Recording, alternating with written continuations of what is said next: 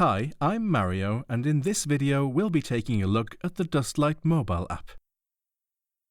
The app is simply called Dustlight and is available in the App Store and Google Play Store. We've already downloaded it and can now open it. As soon as you open the app, you will be greeted by an introduction. Please go through this introduction step by step to make sure you understand all of the functions. For the sake of this video, however, we will skip it. As soon as the app has been opened and the dashboard is visible, it will start searching for any dust lights in the area. It's important that the device you want the app to connect to is not set to sleep mode. The screen must be turned on.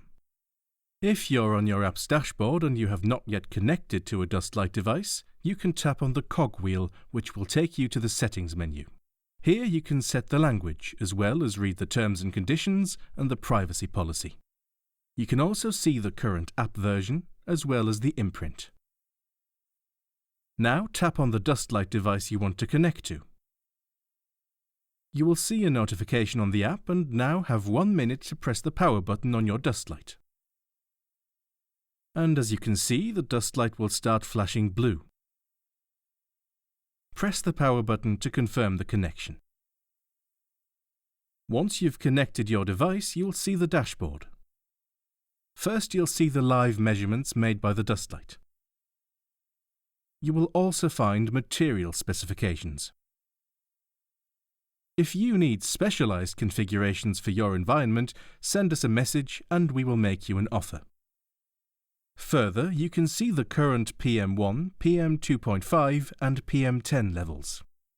If you tap on History in the top right corner, your app will load your Dustlight's history. By tapping on the calendar symbol, you can select individual days. If a day is underlaid in light grey, it means no data was collected for that day. For example, if we tap on September 24th and then tap OK, we can look at the specific measurements for that day.